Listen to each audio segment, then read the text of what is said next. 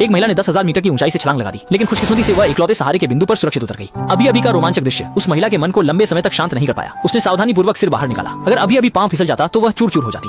शांत हुई निया ने फटाफट बैग खोला, उसमें से पानी निकालकर मुंह में डाला। यह दृश्य देखकर छोटी बेग मजबूरन लार निकल रही थी, लेकिन ऊपर जाना निया के लिए एक बड़ी समस्या बन गई। रस्सी उसके सामने थी, लेकिन वह कुछ सेंटीमीटर दूर थी। उसने मजबूरी में सेल्फी स्टिक को बैग पर फंसाया और फिर बैग को रस्सी पर टांग दिया। ये सब करने के बाद निया फिर से जान हथेली पर रखकर कूद पड़ा और हवा में बैग को पकड़ लिया। अगर जरा भी गड़बड़ी हुई होती तो उसका जीवन समाप्त हो जाता। अच्छा हुआ कि उसकी शरीर की ताकत जबरदस्त थी। स्थिर बैग को पकड़कर देखते ही छोटा बे पूरी ताकत लगाकर खींचने लगा, जबकि निया भी बिना रुके धीरे धीरे ऊपर चढ़ने लगी। अब जब टावर की छोटी से बस एक कदम की दूरी थी, एक अप्रत्याशित घटना। सामने कसी हुई रस्सी को देखकर शौबे भावनाओं से भर जाता है। वह सावधानी पूर्वक अपना सिर बाहर निकालता है और यह देखकर राहत महसूस करता है कि निया सुरक्षित रूप से रस्सी पर लटका हुआ है। लेकिन निया के हाथ पहले से ही घिस चुके हैं और वह चढ़ नहीं सकता। अब केवल शौबे ही उसे ऊपर खींच सकता है। शौबे रस्सी को कसकर पकड़कर स्तंभ के चारों ओर लपेटते हुए खींचता है और निया धीरे धीरे ऊपर खींचा जाता है। उसके अनवरत प्रयास के बाद अंततः निया सफलतापूर्वक छत से नीचे आ गया।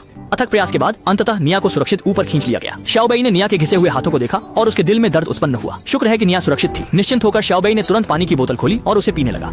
इसके बाद उसने बैग में से एक बेकार कागज निकाला और उस पर ऊंचे टावर का स्थान और मदद का संदेश लिखा। फिर इस कागज को ड्रोन पर लगा दिया।